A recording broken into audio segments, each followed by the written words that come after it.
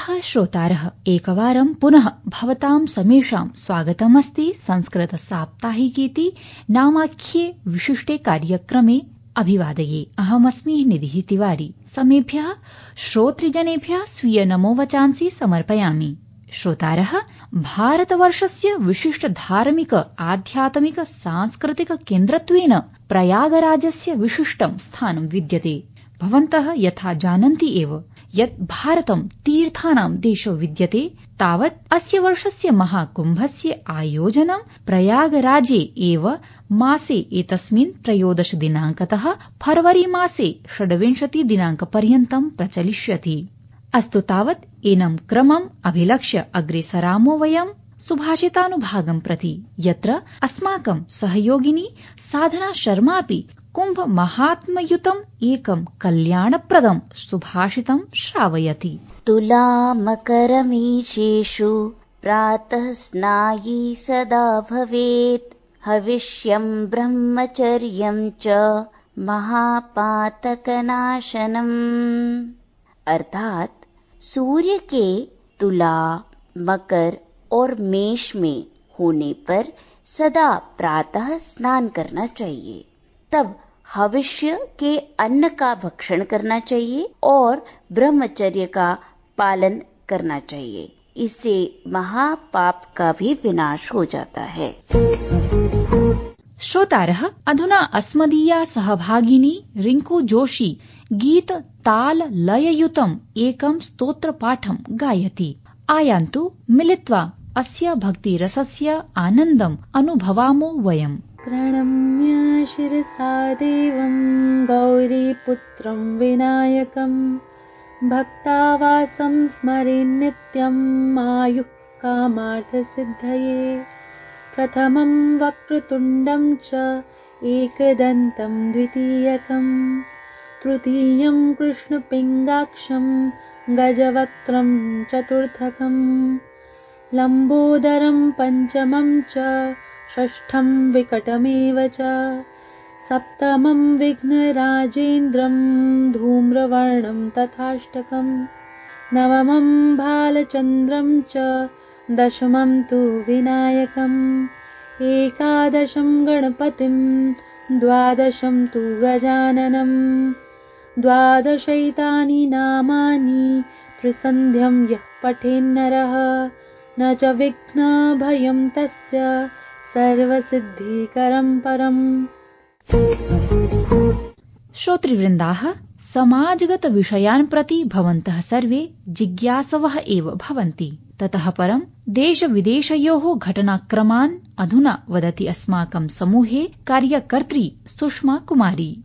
भोपाल प्रदेशे gas त्रासद्यः 40 वर्षानन्तरं union carbide factory इत्यस्मात् दूषित अवकरः सुरक्षितरीत्या उपयोगाय स्थानान्तरितः। महाराष्ट्रे गढ़चिरौली जनपदे 11 माओवादिनः मुख्यमन्त्रिणं देवेन्द्र फडणवीस समक्षं समर्पणं विहितम्। विगतवर्षस्य जीएसटी संग्रहः वर्षद्वयस्य तुलनायां 7.3% विवर्ध्य लक्षोत्तर 77,000 सञ्जातः। गणतन्त्र दिवस पदयात्रा बीटिंग रिट्रीट इत्यस्माय च दर्शकपत्राणां विक्रयणं प्रारब्धं जातम्। अमेरिकायाः न्यू ऑर्लिन्स नगरे सञ्जाते आतंकी आक्रमणे 15 जनाः मृताः, 35 चाहताः सूच्यन्ते। विदेशमन्त्री डॉक्टर एस जयशंकरः श्वः कतर देशस्य प्रधानमन्त्रिणं विदेशमन्त्रिणं च शेख मोहम्मद बिन अब्दुल रहमानं बिन जसीम अल थानीं मेलनं विदधात्। ऋतुविभागेन उत्तरप्रदेशे भीषण शीतलहर्याः अनुमानः अभिव्यक्तः। अपि च पञ्जाब हरियाणा चण्डीगढ़ मध्यप्रदेशे चापि भीषण शैत्यानुमानः प्रकाशितः। श्रोत्री समूहाः, कालः समागतः ज्ञानाभिवर्धकस्य संवादस्य, यस्मिन् अद्य आकाशवाण्यां समुपस्थितो विद्यते श्री लाल बहादुर शास्त्री राष्ट्रिय संस्कृत विश्वविद्यालयस्य नव्य न्याय दर्शन विभागीयः आचार्यः महानंद झा वर्यः। एतेन विदुषा सह ज्ञानयुतं साक्षात्कारं विदधाति निधि झा। अभिवादये। अद्य ज्ञान विज्ञान प्रभागे उपतिष्ठन्ते न्यायशास्त्रस्य निष्णाताः श्री लाल बहादुर शास्त्री राष्ट्रिय संस्कृत विश्वविद्यालये न्यायशास्त्रस्य प्राध्यापकाः प्रोफेसर महानन्द झाः महाभागाः। भवताम् आकाशवाण्यां प्रणमाञ्जलिं वितीर्य इयमहं निधि झाः स्वागतं व्याचष्टे। नमो नमः। अहमस्मि न्यायविभागीयः अध्यापकः महानन्द झाः। महोदयः, न्यायस्य उभौ सम्प्रदायौ शास्त्रवाङ्मये समुपलक्ष्यते। तत्र तावत् प्राचीननव्यन्याययोः को भेदः? एवं न्यायशास्त्रे विभागद्वयम् अस्ति। एकः विभागः प्राचीनन्यायविभागः, अपरः विभागः नव्यन्यायविभागः। सूत्रकारः गौतमः तावत् प्राचीनन्यायविभागे आगच्छति। अनन्तरं गङ्गेशोपाध्यायादारभ्य अद्यावधिपर्यन्तं ये आचार्याः भवन्ति ते नव्यन्यायविभागे आगच्छन्ति। प्राचीनन्याय नव्यन्याययोः को भेदः इति जिज्ञासायां तावत् प्राचीननैयायिकाः प्रमेयप्रधानवादिनः ते प्रमेयं सर्वथा स्वीकुर्वन्तस्तिष्ठन्ति। अपरञ्च ये नव्यनैयायिकाः ते प्रमाणवादिनः भवन्ति। सूत्रे आद्ये एव सूत्रे प्रमाण प्रमेय संशय प्रयोजन दृष्टांत सिद्धांतावयव तर्क निर्णय वाद जल्प वितंडा हेत्वाभासच्छल जाति निग्रह स्थानानां तत्त्वज्ञानान् निःश्रेयसाधिगमः इति आदिमे सूत्रे तावत् प्रमाणस्य चर्चा कृता विद्यते। अनन्तरं प्रमेयस्य चर्चा भवति। अतः नव्यनैयायिकाः प्राथम्येन प्रमाणवादिनः भवन्ति।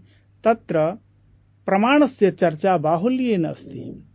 अथ च प्राचीनन्यायप्रस्थाने प्रमेयस्य चर्चा बाहुल्येन भवति। एतावता एव उभयोः भेदः।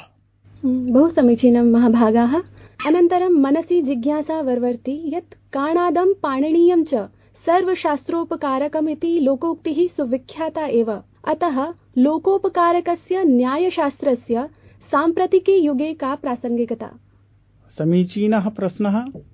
काणादं पाणिनीयं च सर्वशास्त्रोपकारकम् इति काचित् उक्तिः विद्यते प्रसिद्धा। काणादं तावत् न्यायशास्त्रमेव। कणादप्रणीतं दर्शनं काणाददर्शनम्। एतावता काणाद शब्देन कणादप्रणीत वैशेषिकसूत्राणि अथ च गौतम प्रणीतानि न्यायसूत्राणि भवन्ति। उभयोः ग्रहणं काणाद शब्देन भवति। एवं च पाणिनी प्रणीतं यत् शास्त्रं पाणिनीयशास्त्रम् अष्टाध्याय्यात्मकं तदपि शास्त्रं सर्वेषां शास्त्राणाम् उपकारकं भवति। अनयोः शास्त्रयोः कियदवदानं विद्यते समग्रेऽपि संस्कृत वाङ्मये इति न तिरोहितं भवति विदुषां मध्ये।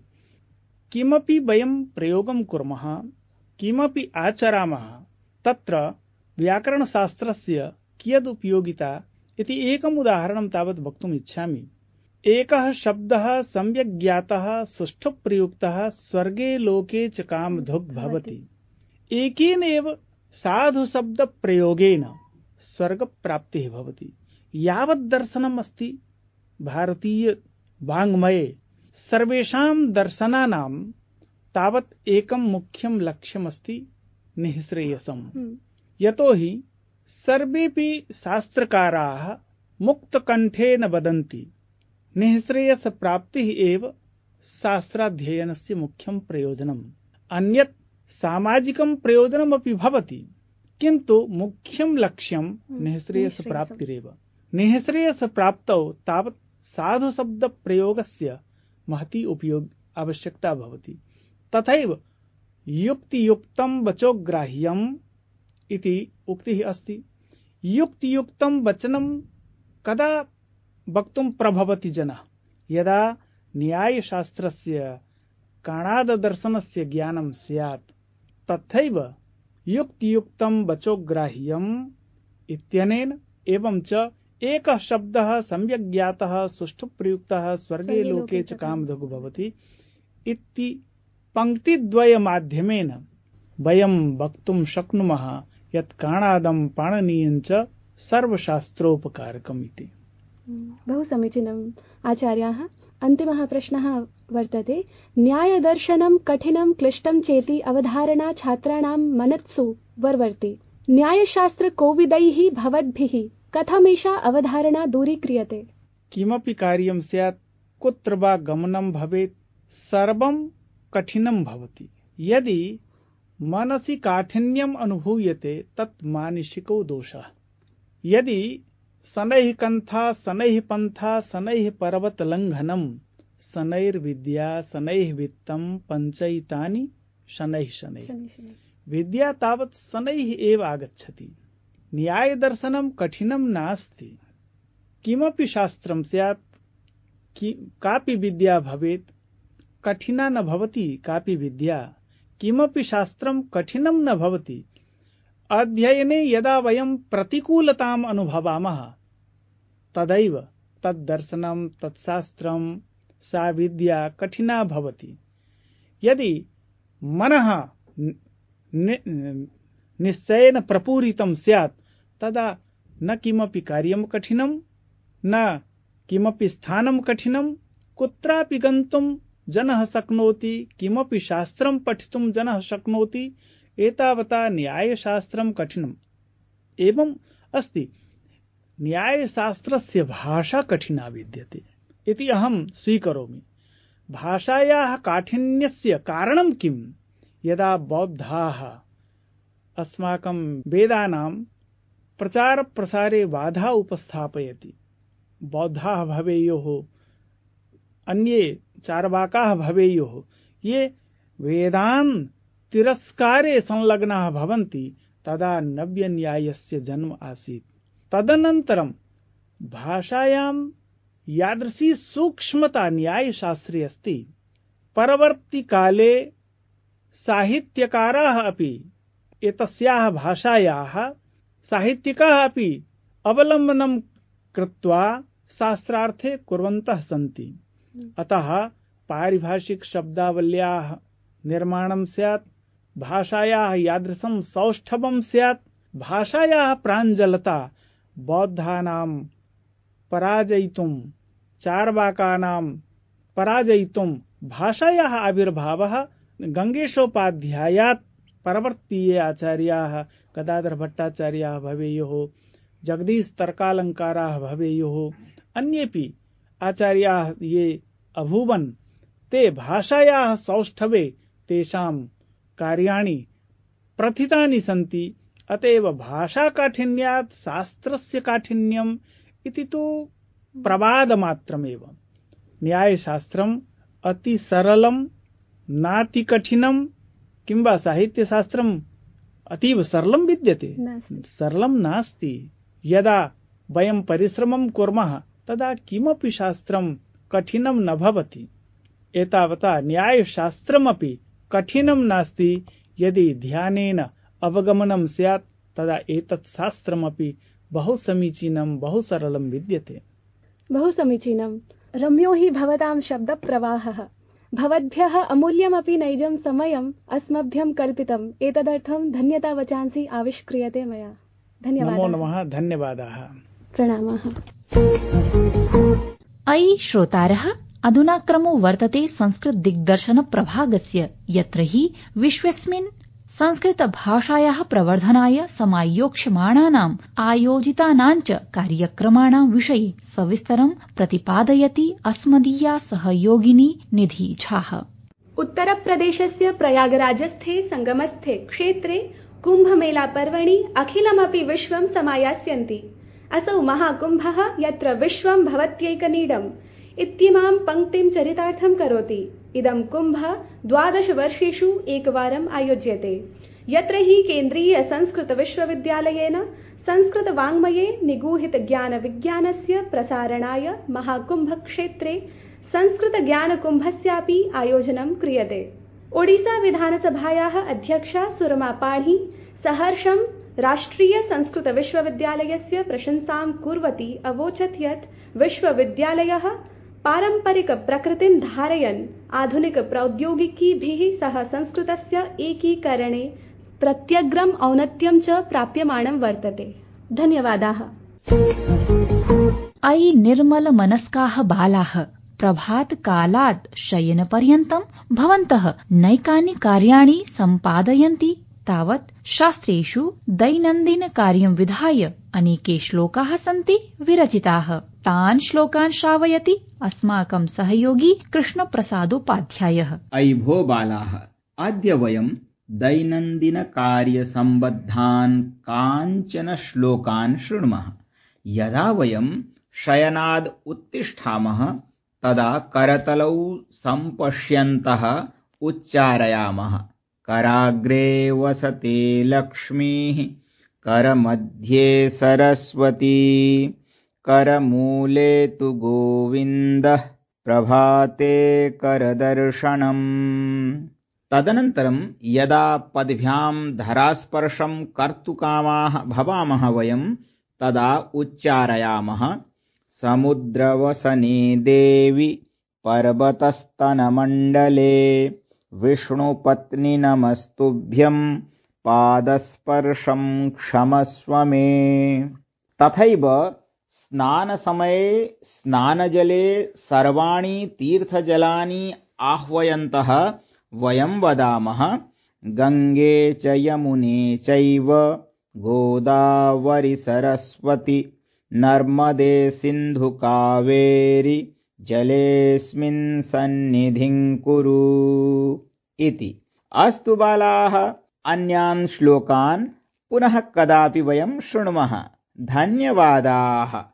निश्चप्रचं लाभप्रदं भविष्यति एषः बालवल्लरी प्रभागः। प्रियाः सुहृद श्रोतारः, इदानीम् अग्रिमः प्रभागोऽस्ति एकं भारतं श्रेष्ठं भारतमिति, यत्र अस्माकं सहयोगिनी मुदिता वेतालः श्रावयति विविधासु संस्कृत हिन्दी भाषासु नानाविधवाक्यानि। प्रथमं वाक्यमस्ति सूर्यस्य गतिम् आधृत्य संक्रांति पर्व परिपाल्यते। पहला वाक्य है सूर्य की गति के आधार पर मकर संक्रांति मनाई जाती है। मराठी में सूर्याच्या गतीनुसार मकर संक्रांती हा पर्व साजरा होतो।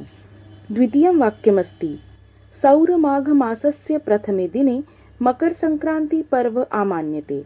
दूसरा वाक्य है सौर माघ महीने के प्रथम दिन मकर संक्रांति मनाई जाती है। मराठी में सौर माघ महिन्याच्या पहिल्या दिवशी मकर संक्रांतीचा सण साजरा केला जातो। तृतीयं वाक्यमस्ति अस्मात् दिनात् सूर्यः मकर राश्यां संचरति। तीसरा वाक्य है इस दिन से सूर्य मकर राशि में प्रवेश करता है। मराठी में या दिवसापासून सूर्य मकर राशीत प्रवेश घेतो। चतुर्थं वाक्यमस्ति मकरस्थे सूर्य उत्तरायणम् अपि प्रारभते। चौथा वाक्य है सूर्य के मकर राशि में प्रवेश करने पर उत्तरायण आरंभ होता है। मराठी में सूर्याच्या मकर राशीत प्रवेशानंतर उत्तरायण प्रारंभ होतो। पंचमं वाक्यमस्ति भारतस्य विविध भागेषु अस्मिन् दिने बहवः कार्यक्रमाः आयोज्यन्ते। पांचवा वाक्य है भारत के विभिन्न भागों में इस दिन अनेक कार्यक्रम आयोजित किए जाते हैं। मराठी में भारताच्या विविध भागात या दिवशी पुष्कळ कार्यक्रम आयोजित केले जातात। धन्यवादाः। अहो सम्यक्, भवत्यै साधुवादाः। अयि श्रोतृजनाः, अधुना आगतः अस्ति समयः प्रस्थानवेलायाः। किञ्च अग्रिमे सप्ताहे अस्मिन्नेव काले एकम् अभिनवम् अङ्कम् आदाय पुनः उपस्थास्यामः। तावत्पर्यन्तं भवन्तः सर्वे स्वीय जिज्ञासां प्रतिपुष्टिप्रक्रियाम् अस्मान् प्रेषितुं शक्नुवन्ति। अस्माकम् ईमेल सङ्केतो विद्यते nsdsanskrit@gmail.com इति। नमो नमः। जयतु संस्कृतं, जयतु भारतम्।